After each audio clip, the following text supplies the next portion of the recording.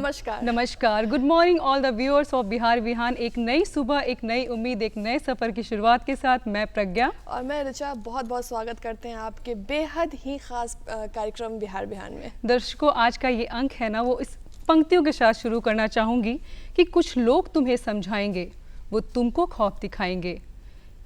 जो है वो भी खो सकता है, इस राह में रहजन है इतने, कुछ और यहाँ खो सकता है, कुछ और तो अक्सर होता है, पर तुम जिस लम्हे में जिंदा हो वो लम्हा तुमसे जिंदा है। ये वक्त नहीं फिर आएगा, तुम अपनी करनी कर गुजरो, जो होगा देखा जाएगा। क्यों ऋचा? बिल्कुल सही कहा प्रज्ञा आपने कि हम अक्सर अपनी चीज़ों को तब नहीं कर पाते जब आगे वाला कहता है कि यार तुम नहीं कर पाओगे, तुमसे नहीं हो पाएगा। लेकिन ऐसा मत करिए। जब आप घर की दहलीज से बाहर निकलते हैं, अपने सपनों को साकार करने के लिए निकलते हैं, एक हिम्मत रखिए, एक जज्बा रखिए। लोग तो कहेंगे ही, वो बहुत कुछ कहेंगे, और कोशिश करें कि जब आप घर के दहलीज से बाहर निकलते हैं तो आप अपने सपनों को साकार करने के लिए निकलते हैं, ना कि लोगों की सुनने के लिए निकलते हैं। क्यों? बिल्कुल ऋचा, बिल्कुल सही कहा। और जैसा कि दर्शकों आप जानते हैं कि हम अपने कार्यक्रम की शुरुआत कर चुके हैं, और हम अपने कार्यक्रम की शुरुआत जो करते हैं वो तो हमेशा करते हैं बड़ों के आशीर्वाद से। तो देखते हैं हमारा पहला वचन, अनमोल वचन, और मोटिवेट होते हैं हमारे अनमोल वचन के साथ।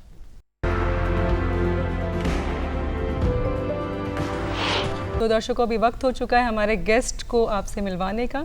तो हमारे स्टूडियो में आज मौजूद हैं, हम मिलकर के उनका स्वागत करते हैं प्रोफेसर अतुल पांडे जी का, जो कि वर्तमान में पटना विश्वविद्यालय के UGC Malviya mission teacher training centre के निदेशक हैं। प्रोफेसर पांडे ने भूविज्ञान विभाग पटना विश्वविद्यालय में प्रमुख के रूप में अपनी सेवाएं दी हैं, और state environment impact assessment authority Siya के चेयरमैन के रूप में भी अपनी जिम्मेदारी निभाई है।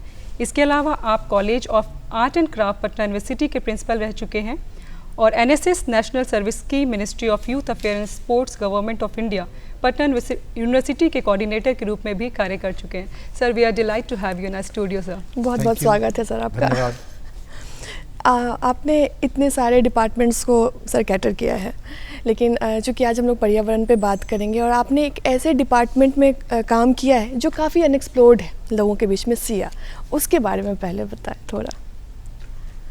और देखिए, पर्यावरण तो अब हर जगह उसकी चर्चा हो रही है जी। और ये पर्यावरण न केवल हम लोगों के मानव के स्थिरता के लिए आवश्यक है, बल्कि पशु पक्षी जंगल सभी के लिए अब आवश्यक हो गया है। लेकिन आपने जो ये चर्चा की है, जिसे हम लोग state environment impact assessment authority कहते हैं, ये भारत सरकार की जो पर्यावरण, वन और जलवायु परिवर्तन का जो मंत्रालय है, जो विभाग है, उसके द्वारा निर्धारित सभी राज्यों में एक यूनिट उसकी स्थापित है। और उद्देश्य इस अथॉरिटी का ये है कि आपके राज्य में जो कुछ भी विकास की परियोजनाएं होंगी या होती हैं, तो उसके पर्यावरणीय स्वीकृति प्रदान करने के लिए ये संस्था कार्य करती है। हम लोग अगर उद्योग लगाने की बात करें, कोई रिहायशी इलाके के विकास की बात करें, बड़े बड़े हॉस्पिटल्स बनने की बात करें, या अगर हम लोग खनन उद्योग की बात करें, इन सभी जगहों पे पर्यावरण के संबंध में चीज़ें होती हैं। हमें जल चाहिए, हमें जब कार्य होगा तो वहाँ के वायु पे कुछ असर होगा, ध्वनि पे कुछ असर होगा, ऊर्जा की खपत होगी। तो इन सारी चीज़ों को देखते हुए एक मानक तय किया गया है कि किसी भी विकास की परियोजनाएं में पर्यावरण को ज़्यादा क्षति न हो, उसके लिए जो भी परियोजनाएं होंगी वो इस प्राधिकरण में आते हैं। और हम लोग यहाँ एक्सपर्ट्स होते हैं। इसमें दो कमिटीज़ हैं। एक को बोलते हैं state appraisal, expert appraisal committee, जो उन सारे मानकों को देखते हैं जो परियोजनाएं हमारे पास आती हैं। फील्ड विजिट होता है, स्थान पर जाके उसका आकलन किया जाता है, और इसमें ये हम लोग देखने का प्रयास करते हैं कि जो परियोजना पर्यावरण स्वीकृति के लिए हमारे पास आई है, पर्यावरण स्वीकृति के पहले वो योजना क्या है, जब योजना का विकास होगा तो उसमें क्या क्या खपत होगी, खपत मतलब पानी, बिजली, अगर उसके आसपास कोई हरियाली है तो उस पर क्या प्रभाव पड़ेगा, जब आप कार्य कर रहे होंगे तब आप उसकी सुरक्षा के लिए क्या करेंगे, और जब वो पर्यावरण के दृष्टिकोण से हम देख लेते हैं कि ज़्यादा प्रभावशाली या दुष्परिणाम उसके नहीं होंगे, तो हम लोग उन्हें कुछ सलाह भी देते हैं कि इस परियोजना को आप विकसित तो कर सकते हैं, लेकिन इन मानकों का आपको पालन करना होगा, और जब तक ये योजना आपके पास रहेगी, समय समय पे आप उसको चेक करते रहेंगे और हमारी भी जिम्मेवारी होगी कि हम ये देखेंगे कि जो निर्धारण हमने किया है वो उसका अनुपालन हो रहा है कि नहीं। मैं बिहार राज्य के बारे में सबसे ज़्यादा ये बताना चाहूँगा कि यहाँ पे 2-3 तरह की परियोजनाएं हम लोगों के इस कार्यालय में लगातार आती रहीं, जिसमें सबसे प्रमुख रहा बालू खनन। जी। बिहार में विकास के दर हम लोग देख रहे हैं काफ़ी प्रगति पे है और हर जगह बालू की आवश्यकता होगी। पुल बनेंगे, मकान बनेंगे, अपार्टमेंट्स बनेंगे, हॉस्पिटल्स बनेंगे, उद्योग लगेंगे, हर जगह बालू की आवश्यकता है। तो इस बालू खनन के लिए जो केंद्र सरकार ने बालू खनन नीति बनाई 2019 में, उसके कार्यान्वयन के लिए बिहार के समस्त जिलों में एक डिस्ट्रिक्ट सर्वे रिपोर्ट बोलते हैं, जिला सर्वेक्षण प्रतिवेदन, उसको तैयार करना और उसके मानक के अनुसार ही बालू खनन के लिए स्वीकृति प्रदान की जाएगी। हमारी जितनी भी नदियां हैं, जिन जिन जिलों से वो गुजरती हैं, उन जिलों में उन नदियों की क्या स्थिति है। हर जगह हम नदियों में बालू का खनन नहीं कर सकते, क्योंकि नदियों में भी जीव हैं, नदियों में भी पारिस्थितिकी है, नदियों के साथ मानव सभ्यता का जुड़ाव है और उसके साथ साथ आपदा भी एक महत्वपूर्ण विषय हो जाता है कि कहीं से आप बालू खनन करें, अधिक खनन हो गया, गड्ढे हो गए, आने वाले समय में वो आसपास के जो रिहायशी लोग हैं, गांव के बस्ती हैं, उनके डूबने की आवश्यकता ऐसा हो सकता है। तो इन सारी चीज़ों को देखते हुए state environment impact assessment authority ने बिहार के सभी 38 जिलों के बालू खनन नीति 2019 के अनुसार वो जिला सर्वेक्षण प्रतिवेदन तैयार किया गया और उसके अनुसार ही बिहार सरकार के खान और भूतत्व विभाग के साथ ये खनन के कार्य के लिए स्वीकृति प्रदान की जाती है। दूसरी बात, जब हम लोग उद्योग की करते हैं तो बिहार में हम लोगों को ये देखने को मिल रहा है कि बिहार में कई तरह के अलग अलग सेगमेंट्स में उद्योग स्थापित हो रहे हैं और किसी भी उद्योग में जब कभी हम जमीन लेंगे तो वो कहाँ स्थापित होगा, क्या वो हम लोग इको सेंसिटिव जोन बोलते हैं, क्या वो जंगलों के आसपास है, पारिस्थितिकी के हिसाब से वो कितना संवेदनशील है, रिहायशी इलाके में वो विकसित होंगे तो वो वहाँ के जो आबादी होगी उसको किस प्रकार से प्रभावित करेगा। तो इन चीज़ों को देखते हुए अगर उद्योग लगाना है तो वहाँ पानी की आवश्यकता होगी, जब उद्योग स्थापित होगा तो वहाँ पे ध्वनि होंगे तो ध्वनि प्रदूषण की बात हो सकती है, वायु प्रदूषण की बात हो सकती है, और ऊर्जा भी जब लगेगी तो ऊर्जा संरक्षण और खपत की बात होगी। हरित पट्टी जो उद्योग लगाए जाएंगे उसमें उसकी क्या आवश्यकता होगी। तो हम लोग मानक जो केंद्र सरकार के द्वारा तय किए गए हैं उसका अनुपालन तो होता ही है, लेकिन स्थान विशेष पे अगर कुछ और उन्हें निर्देश देने हैं तो हम लोग अलग से विशेष परिस्थिति में उन्हें कुछ और सलाह देते हैं जिसका अनुपालन करना उनके लिए अनिवार्य है। बिल्कुल। और उसी प्रकार से जहां हम लोग बिहार में शहरों के विकास को देख रहे हैं तो उसमें रिहायशी इलाकों में अपार्टमेंट्स बन रहे हैं, कॉलोनीज बन रहे हैं, बल्कि सिटीज़ बन रहे हैं। तो उन सिटीज़ में क्या आवश्यकता होगी, वहाँ पहुँचने के लिए सड़क की क्या आवश्यकता होगी, जब कार्य होंगे तो जो सामग्री वहाँ ढुलाई होगी उस दौरान पर्यावरण पे क्या क्षति हो सकती है। तो ये एक व्यापक दृष्टिकोण से इस अथॉरिटी का गठन किया गया है और हमारी ये जिम्मेवारी है कि हम लोग ये देखें कि पर्यावरण संरक्षण के हिसाब से वो सारी परियोजनाएं उसका अनुपालन हो रहा है कि नहीं। वैसे अगर उसका अनुपालन नहीं हो रहा है तो वहाँ पे दंड के भी प्रावधान है और उस कारण से कभी कभी लीगल वैधानिक रूप से वहाँ पे जेल और जुर्माने की भी बातें होती हैं। तो पूरी तैयारियां तो स्वाभाविक है, पर्यावरण अभी एक बहुत महत्वपूर्ण और एक बन चुका है। ये केवल स्थानीय स्तर पे नहीं, हम लोग तो लगातार देख रहे हैं कि वैश्विक स्तर पे जीव जंतु सभी के लिए हम लोगों को सोचना है, केवल मानव के लिए नहीं। जीव जंतु हैं तो मानव है, जंगल हैं तब मानव है, जल है तो जीवन है। तो जीवन है। सर इसी पे पूछना चाहूँगी, हमने इतनी सारी बातें की, नदी के बारे में बातें की, अगर ग्लोबल लेवल पे देखा जाए, बिहार के जैसे हम बात कर रहे हैं, जो क्लाइमेट चेंज जो पैटर्न है वो काफ़ी चेंज होते जा रहा है और बहुत सीवियर चेंजेस देखने को मिल रहे हैं। बिहार की क्या इनिशिएटिव्स है, आप लोगों की क्या तैयारी है, और अगर इसको मिटिगेट करने की बात की जाए तो किस तरीके से आप लोग क्लाइमेट चेंज पे काम कर रहे हैं? और देखिए, एक भूविज्ञान के छात्र होने के नाते सबसे पहले तो मैं अपने दर्शकों को ये बताना चाहूँगा कि बिहार पूरे विश्व में ऐसे जगह स्थित है जहाँ पे पर्यावरण और जलवायु परिवर्तन के हिसाब से हम लोग बहुत ही संवेदनशील जगहों पे हैं। हम जानते हैं बिहार के उत्तर में हिमालय है, हिमालय से कई नदियाँ निकलती हैं और उत्तर बिहार में नदियों का एक जाल सा है। आपने बहुत सही कहा कि जलवायु परिवर्तन के दृष्टिकोण से बिहार किस प्रकार प्रभावित हो सकता है।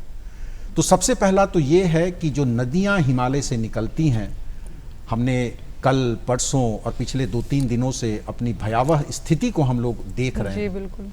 एक तो जलवायु परिवर्तन में जब हम लोग ग्लोबल वार्मिंग की बात करते हैं, जो वैश्विक जो तापमान बढ़ रहा है उसकी बात करते हैं, तो जो हिमालय में हिमनद हैं, ग्लेशियर्स हैं, वो बहुत तेजी से पिघल रहे हैं। तो नदियों का जो प्रवाह एक मानक के अनुसार जब हम लोग देखते थे, इधर पिछले 10 वर्षों में 20 वर्षों में नदियों के प्रवाह में बहुत परिवर्तन आया है।